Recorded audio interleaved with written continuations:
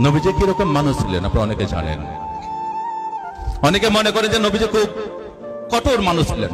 না, নবীজি হযরত মুহাম্মদ সাল্লাল্লাহু আলাইহি ওয়াসাল্লাম তিনি ছিলেন পয়গম্বর, মানুষের প্রতি অত্যন্ত দরদি।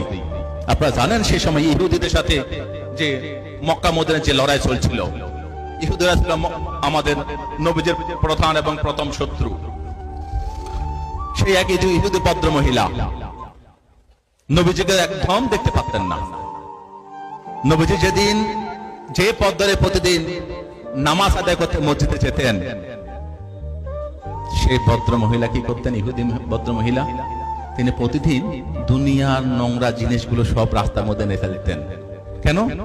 নবীজি তো উঁচু পা করে নামাজ পড়তে যাচ্ছেন, তার প্রতি মধ্যে যদি ময়লা থাকে তাহলে তার নাপাক হয়ে যাবেন, নামাজ জায়েজ হবে না। সেই ভদ্র